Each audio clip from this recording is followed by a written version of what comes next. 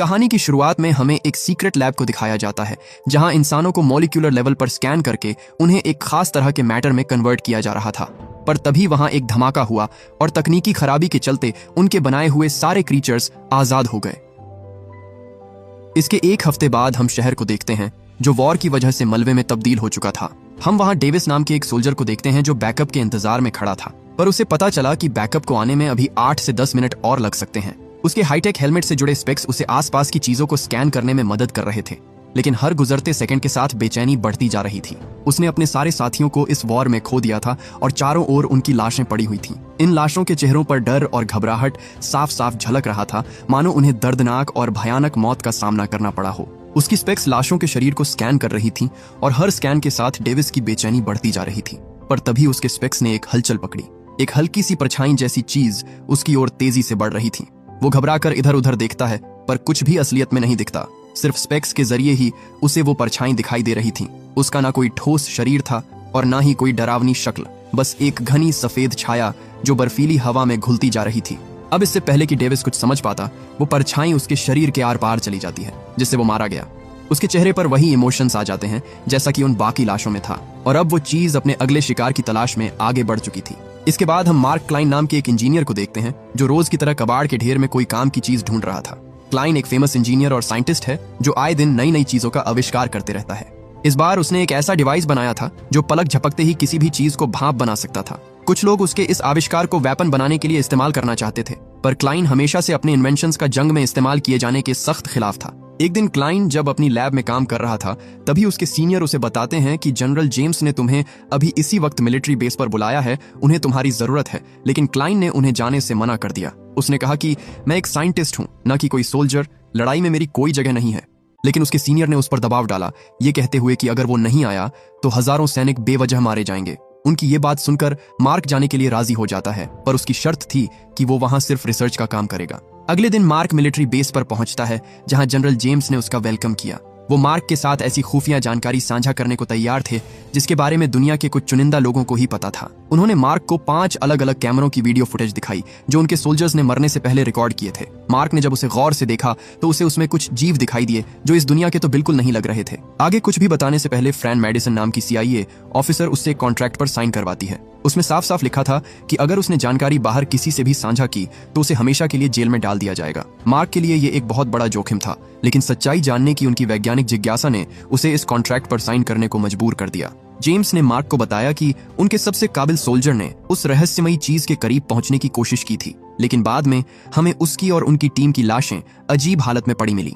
उनके internal organs जम गए थे और उनके चेहरे पर एक अजीब सा डर था, मानो उन्होंने कुछ भयानक देखा हो। मेडिसन उसे बताती है कि जिन्होंने भी उन जीवों को देखा वो उन्हें घोस्ट ऑफ वॉर के नाम से जानते हैं, क्योंकि ये वॉर शुरू होने से पहले उनका इस शहर में नामो निशान नहीं था। हालांकि क्लाइन को अंधविश्वासों पर भरोसा नहीं था। वो साइंस की मदद से समझना चाहता था कि उनके सैनिकों को आखिर क्या मार रहा है। उन्हें समझने के लिए मार्क को क्लियर फुटेज चाहिए थी, पर दिक्कत ये थी कि उन जीवों को खुली आंखों से नहीं देखा जा सकता था। हालांकि मार्क के पास इस समस्या का भी हल था। उसने एक ऐसा कैमरा बनाया था जो लाइट के हर स्पेक्ट्रम को कैप्चर कर सकता था, यानी इसकी मदद से वो उन्हें देख सकते हैं। जेम्स कहता है, कल हमारे सोल्जर्स एक रेस्क्यू मिशन पर जाने वाले हैं, उन्हें ये ऑपरेट करना सिखा दो, बाकी हम देख लेंगे। पर इसे सिर्फ मार्क ही चला सकता था, इसलिए उसे भी वहां जाना पड़ेगा। इसके बाद मार्क मिलिट्री टैंक से मशीन गन को निकालकर उस पर कैमरा फिट करने लगता है, जो देख कई सोल्जर्स उस पर भड़क उठे। वो कहते हैं, जानते भी हो इस चीज ने कितनी बार हमारी जान बचाई है और तुम उसकी जगह अपना ये फालतू कैमरा लगा रहे हो। जब उन्हें पता चला कि कल वो भी उनके साथ चलने वाला है तो सब उस पर हंसने लगते हैं। उनके लिए मार्क एक कमजोर साइंटिस्ट था जो जंग के मैदान के लिए नहीं बना और बस टैंक पर कैमरा लगाना जानता है। वो मार्क को परेशान कर रहे थे, लेकिन तभी सर्जेंट ने बीच में दखल देकर हालात को काबू में कर लिया। उन्होंने उन सैनिकों को शांत किया और कहा, मार्क के आविष्कार ही हैं जो हमें दुश्मनों से लड़ने का मौका दे रहे हैं। उसके बिना हम कभी कोई वॉर नहीं जीत पाते। ये सुनकर सबके मुंह बंद हो जाते हैं। उन्हें यह भी पता चला कि जिस टैंक को लेकर वो उसका मजाक बना रहे थे उसे मार्क और उसकी टीम ने ही डिजाइन किया था। अगले दिन वो सब अपना रेस्क्यू मिशन प्लान करते हैं। जहां वो जा रहे थे वहां उनके 2 दुश्मन मौजूद थे, एक जिनसे उनकी पहले से लड़ाई चल रही थी और दूसरे थे वो जीव जिन्हें उन्होंने अनजाने में ढूंढा था। प्लान के मुताबिक उन्हें सबसे पहले अपने लोगों को बचाना है जिन्हें दुश्मनों ने एक बिल्डिंग में बंदी बना रखा है, और उसके बाद सब मिलकर उन जीवों को पकड़ते। इसके बाद मार्क और सैनिकों की एक टीम एक अबेंडन एरिया में भेजी जाती है। मार्क टैंक के अंदर बैठकर अपने हाईटेक स्पेक्ट्रल कैमरे की मदद से उस एरिया की जांच कर रहा था। इस मिशन पर जाने वाले हर सैनिक की तरह मार्क के दिल में भी डर और बेचैनी थी। ये एरिया पहले ही कई सैनिकों को निगल चुका था और न जाने यहाँ की मिट्टी में और कितने राज दफन थे। जैसे ही टीम आगे बढ़ती है, रास्ते में उन्हें जमी हुई लाशें मिलती हैं, जो देखकर एक बार के लिए उनकी रूह कांप गई। हर कदम पर खतरा बढ़ते ही जा रहा था, लेकिन वो रुक नहीं सकते थे। उनका मिशन था आगे बढ़ते रहना, चाहे खतरा कितना भी बड़ा क्यों ना हो। टीम और आगे बढ़ती है और उन्हें सार्जेंट विल मिलता है, जो एक बाथटब के नीचे छिपा हुआ था। कॉमस्टॉक का चेहरा डर से भरा हुआ था। ऐसा लग रहा था जैसे उसने अपनी आंखों से मौत को देखा हो। उसे बचा लिया जाता है, लेकिन उसकी हालत देखकर बाकी सैनिकों के दिल में खौफ और गहरा हो जाता है। अब यह साफ हो चुका था कि यहाँ कुछ बेहद अजीब और खतरनाक था। सार्जेंट ने पूछा, हमारे बाकी के सैनिक कहाँ हैं? जिस पर विल ने उसे बताया कि वो सब मर चुके हैं। उन्होंने जब ऊपर जाकर देखा तो पाया कि उसकी टीम के साथ साथ वहां दुश्मनों की भी लाशें पड़ी हुई थीं। हैरानी की बात यह थी कि सबकी मौत एक ही तरह से हुई थी, यानी जिसने भी उन्हें मारा उसने बिल्कुल भी फर्क नहीं किया। एक सैनिक जो सबसे आगे था, उसने फिर से वही रहस्यमयी आकृतियां देखी जो पहले भी देखी गई थीं। वो अपने गॉगल्स उतारने की कोशिश करता है, लेकिन मार्क ने कहा, गॉगल्स मत उतारो, बिना गॉगल्स के तुम उन्हें देख नहीं पाओगे। घबराकर उसने अपनी बंदूक से गोली चलाई, लेकिन गोलियों का उस पर कोई असर नहीं हुआ। वो चीज उसके शरीर के आर पार चली जाती है और बिना किसी घाव के वो सैनिक धराशायी हो गया। सार्जेंट ने तुरंत सभी सैनिकों को चेतावनी दी कि वो अपने गॉगल्स ना उतारें, लेकिन तब तक बहुत देर हो चुकी थी। एक एक करके सभी सैनिक मरने लगे। ये आकृतियां हवा की तरह चल रही थीं, अदृश्य मगर घातक। कोई नहीं समझ पा रहा था कि वो क्या थीं और ना ही उनके खिलाफ लड़ने का कोई तरीका था। मार्क सबको वापस आने को कहता है, लेकिन मैडिसन ने कहा, हम खाली हाथ नहीं लौट सकते। मार्क जानता था कि अगर यहाँ रहे तो उनमें से कोई जिंदा नहीं बचेगा, और बिल्कुल ऐसा ही होता है। बस कुछ ही पलों में उनके सारे सोल्जर्स मारे जाते हैं। मार्क जल्दी से अपने स्पेक्ट्रल कैमरा को टैंक से जोड़ता है, और जब कैमरे में फीड आई तो मार्क ने देखा कि ये आकृतियां इंसानों जैसी दिखती थीं। उनका सिर्फ कुछ हिस्सा ही कैमरे में दिखाई दे रहा था। ऐसा लग रहा था कि ये इंसान नहीं थे, बल्कि किसी दूसरे डायमेंशन से आई चीजें थीं। मार्क ने तुरंत सैनिकों को उन क्रीचर्स की सही पोजीशन बताई ताकि वो मिसाइल से हमला कर सकें। एक सैनिक ने मिसाइल दागी, लेकिन हैरत अंगेज रूप से उन क्रीचर्स पर धमाके का कोई असर नहीं हुआ। मिसाइल उनके आर पार चली जाती है और एक और सैनिक मारा गया। अब यह साफ हो चुका था कि वो किसी मामूली चीज से नहीं लड़ रहे थे। ये कुछ और था जिसे समझने में अभी और वक्त लगेगा। बचे हुए सैनिकों ने अपनी जान बचाकर वहां से भागने की कोशिश की, मगर इस अफरा तफरी में उन्होंने गलती से दुश्मन की बिछाई हुई लैंडमाइन पर पैर रख दिया, जिससे एक बड़ा धमाका हुआ और उनके ट्रक और टैंक पलट गए। कुछ सैनिक तुरंत मारे जाते हैं, जबकि बाकी किसी तरह जिंदा रहने की कोशिश कर रहे थे। मार्क अब समझ चुका था कि उसका स्पेक्ट्रल कैमरा ही उसका सबसे बड़ा हथियार है, क्योंकि सिर्फ उसी की मदद से वो उन क्रीचर्स को देख सकते थे। कैमरा भारी था, लेकिन फिर भी मार्क उसे अपने साथ लेकर भागा। वो जानता था कि अगर उसने इसे यहीं छोड़ दिया तो वो कभी नहीं जान पाएंगे कि सैनिकों को मारने वाली ये रहस्यमयी चीजें आखिर थीं क्या। मार्क और उसकी टीम उन खतरनाक जीवों से बचते हुए एक अबंडन पड़ी बिल्डिंग में पहुंचती है। वहां पहुंचकर मार्क देखता है कि मैडिसन गंभीर रूप से घायल है। उसके सिर से लगातार खून बह रहा था और वो सदमे में थी। उसी बिल्डिंग में उन्हें एक रेडियो ऑपरेटर मिलता है जो पिछली टीम के साथ यहाँ मिशन पर आया था, लेकिन किसी कारणवश यहीं फंसा रह गया। मार्क और बाकी के सैनिक बहुत डरे हुए थे, क्योंकि वो इन रहस्यमयी जीवों को समझ नहीं पा रहे थे। मार्क उन्हें बताता है कि ये जो भी चीज है इंसानों से हूबहू मेल खाती है। उसने मेरी ओर देखा था, लेकिन मैं अभी तक ये समझ नहीं पाया हूँ कि ये जीव काम कैसे करते हैं। शायद मेरा कैमरा हमें इन्हें बेहतर तरीके से देखने और समझने में मदद कर सके। जिसके बाद उन्होंने अपने स्पेक्ट्रल कैमरे को इमारत की तीसरी मंजिल पर इंस्टॉल कर दिया। कैमरे में उन्हें दिखाई दिया कि बिल्डिंग के चारों ओर कई सेमी ट्रांसपेरेंट जीव घूम रहे हैं, लेकिन कोई अनजान चीज उन्हें बिल्डिंग में एंटर करने से रोक रही है। मार्क ने देखा कि इमारत के चारों तरफ कुछ काले रंग की रेत जैसा पदार्थ फैला हुआ है। तभी एक सैनिक ने कहा, ये रेत नहीं है, ये प्योर आयरन है और ये पूरे एरिया में फैला हुआ है। उसने बताया कि भागते समय वो इसी आयरन के ढेर में गिर गया था, जिस वजह से कुछ आयरन उसके कपड़ों में घुस गया। मार्क समझ गया कि किसी ने जानबूझकर इस लोहे को इमारत के चारों ओर फैलाया है ताकि वो उन्हें अंदर आने से रोक सके। सार्जेंट को शक हुआ कि इस बिल्डिंग में वो अकेले नहीं है, जिसके बाद उन्होंने इमारत के एक एक कोने को छान डाला। वो ऊपरी मंजिल की ओर बढ़ ही रहे थे कि अचानक किसी ने उन पर अंधाधुंध गोलीबारी शुरू कर दी। सैनिकों ने बड़ी मुश्किल से खुद को बचाया और हमलावर को रोकने में कामयाब हुए। मेडिसन ने देखा कि ये हमलावर बच्चे थे जो उनके आने से डर गए थे। कोई और खतरा ना पाकर मेडिसन ने उन बच्चों से बात करने की कोशिश की, क्योंकि सिर्फ वही उनकी भाषा समझती थी। इमारत में और कोई नहीं था, सिर्फ वो बच्चे थे जो जीवों के डर से यहाँ पनाह लिए हुए थे। इस बिल्डिंग में एक ट्रांसमिशन टावर भी था, जिसकी मदद से वो जनरल तक डिस्ट्रेस सिग्नल भेज सकते थे। लेकिन परेशानी ये थी कि ये टावर बहुत बड़ा सिग्नल भेज रहा था, जिससे उनके दुश्मन भी उनके संदेशों को सुन सकते थे।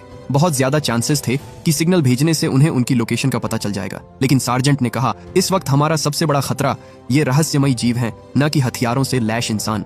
मार्क ने कहा, इन बच्चों से पूछो कि लोहे का घेरा इमारत के चारों ओर लगाने का आइडिया किसका था। जिस पर बच्चों ने जवाब दिया, ये हमारे डैड का आइडिया था। मार्क उनसे मिलना चाहता था, क्योंकि अगर ये आइडिया उनका है तो मतलब वो इन जीवों के बारे में हमसे कहीं ज्यादा जानते हैं। हालांकि बाद में उन्हें पता चला कि उसके डैड अब इस दुनिया में नहीं है। बिल्डिंग के चारों ओर घेरा बनाते वक्त उन जीवों ने उन्हें मार दिया था। मार्क को यह भी पता चलता है कि उसके डैड उसी पावर प्लांट में काम करते थे जहां से इन सारी मौतों का सिलसिला शुरू हुआ था। बच्चे बताते हैं कि ये जीव शांति नहीं पा सकते, वो जीवन और मृत्यु के बीच कहीं अटके हुए हैं और यही कारण है कि वो इतने हिंसक और अनस्टेबल हो गए हैं। उन्होंने अपने कैमरे की मदद से इन जीवों की गतिविधियों को और गहराई से समझने का फैसला किया। इसके साथ ही उन्होंने बच्चों को सुरक्षित रखने और उन जीवों से बचने के लिए एक ठोस योजना बनानी शुरू कर दी।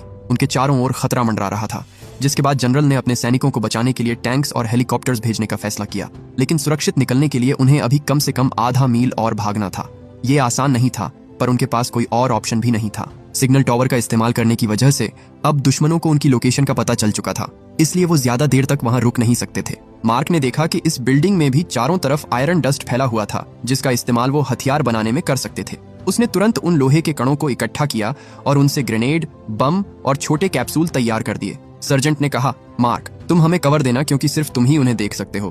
पर मार्क के पास इससे भी बेहतर आइडिया था। वो उस कैमरे के पुर्जे पुर्जे खोलकर उसकी पोलैरिटी को चेंज कर देता है, जिससे वो एक खास तरह की टॉर्च में बदल गया, जिसकी रोशनी से उन जीवों को दूर तक देखा जा सकता था। उसने रेडियो के जरिए रेस्क्यू टीम को भी ऐसे ही कैमरे बनाने को कहा, ताकि वो भी उन जीवों को अपनी आंखों से देख सकें।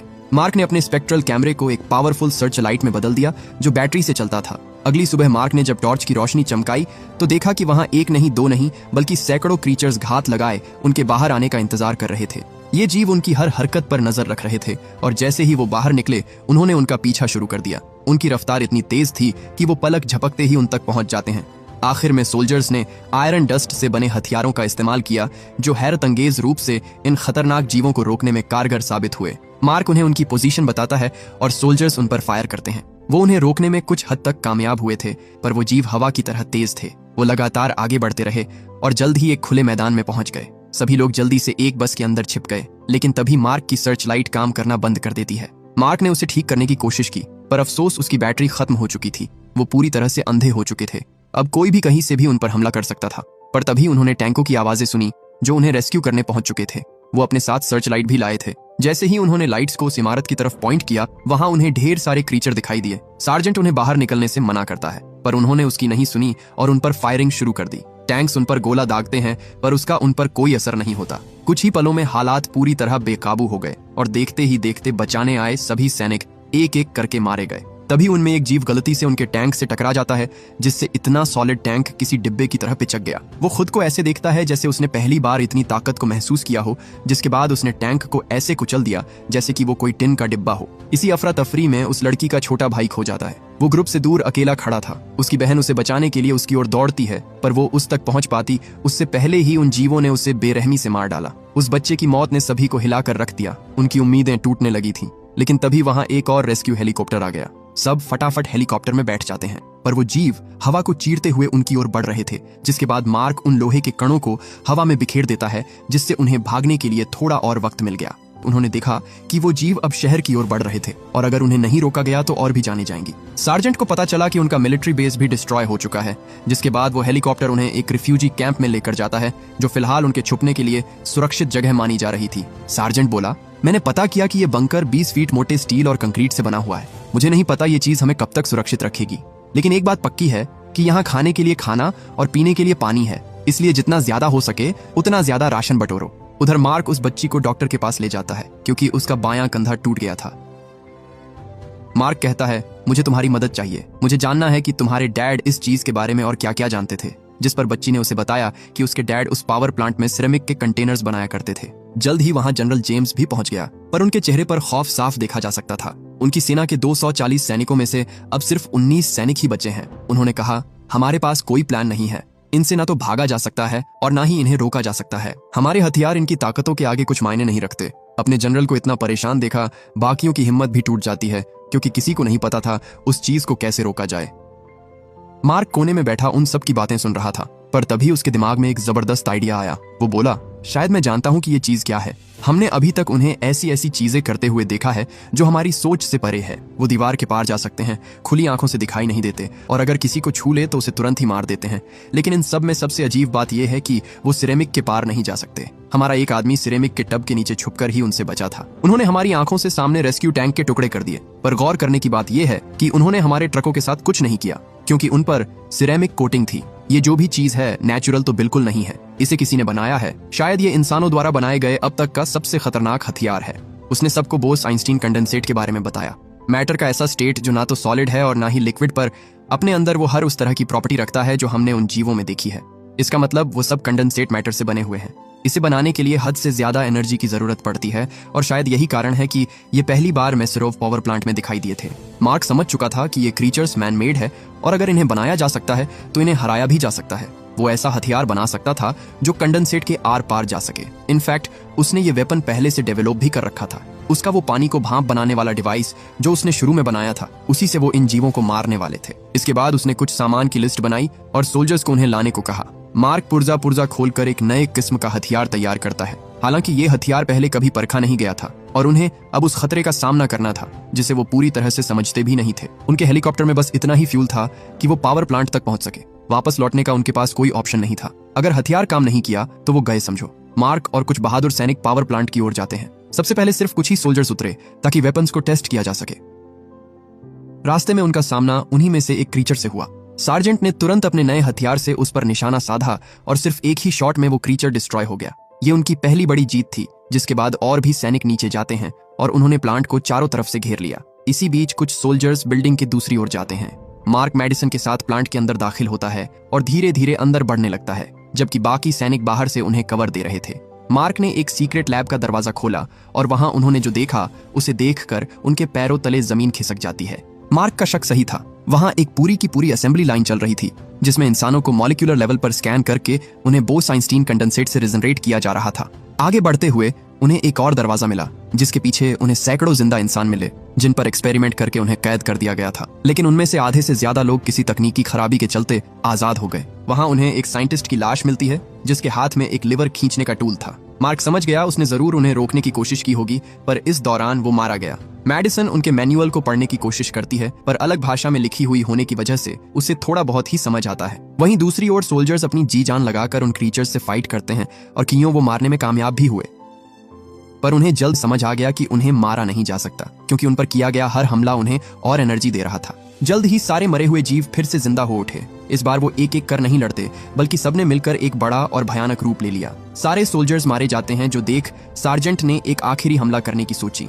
उसने सभी के वेपन्स उठाए और सबकी एनर्जी को एक ही गन में कंसंट्रेट कर दिया। उधर मार्क को इमरजेंसी शटडाउन प्रोसेस समझ आ गया था। इंस्ट्रक्शन के अकॉर्डिंग उसे सभी ब्रैकेट्स को हटाकर लीवर को खींचना होगा ताकि उनकी पावर सप्लाई रोकी जा सके। मार्क ऐसा ही करता है। वो एक एक ब्रैकेट खोलने लगा, पर ये देख वो क्रीचर्स गुस्सा हो जाते हैं और उन्होंने अपने कांच के चैम्बर्स को तोड़ना शुरू कर दिया। बाहर निकलते ही उन्होंने मार्क को मारने की कोशिश की, पर मेडिसन उसे बचा लेती है। मार्क ने लगभग सब कुछ कर दिया था, पर जब उसने आखिरी लीवर खींचने की कोशिश की तो पता चला कि वो जाम हो गया है। वो अपनी पूरी ताकत लगाकर उसे नीचे लाने की कोशिश करता है, पर तभी सार्जेंट ने उन क्रीचर्स के झुंड पर अपना आखिरी हमला किया, जिससे इतना बड़ा धमाका होता है कि सारे कांच के चैम्बर टूट गए और सब आजाद हो गए। वो मार्क को छूने ही वाले थे, पर समय रहते मार्क ने लीवर खींच दिया जिससे पावर सप्लाई बंद हो जाती है। जैसे ही ये हुआ, सारे क्रीचर्स अचानक से फ्रीज हो गए। उनमें अब बिल्कुल भी हलचल नहीं हो रही थी। उधर सार्जेंट से लड़ रहे क्रीचर्स भी एकदम से रुक जाते हैं, जो देख सार्जेंट समझ गया कि हम जीत चुके हैं।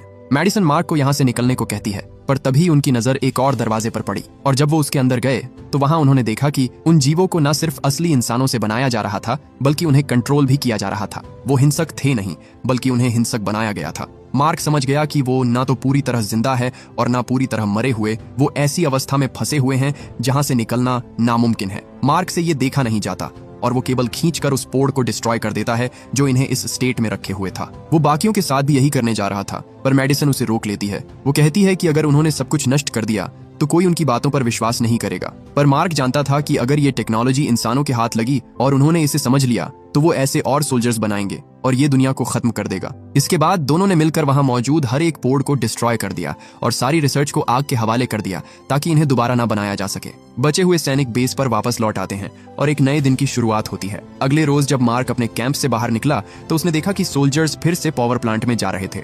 मेडिसन उसे बताती है कि हमने एक नई रेस शुरू कर दी है। अब सभी ताकतवर देश उस टेक्नोलॉजी को सबसे पहले पाने की कोशिश करेंगे ताकि उस पर अपना हक जता सके, क्योंकि जो भी इस टेक्नोलॉजी पर कंट्रोल पालेगा वही पूरी दुनिया पर राज करेगा। लेकिन फिलहाल मार्क का काम अब पूरा हो चुका था। अब वो तब लौटेगा जब उन्हें उसकी फिर से जरूरत होगी। मार्क मुस्कुराते हुए बेस से बाहर चला गया और इसी के साथ ये मूवी यहीं खत्म हो जाती है।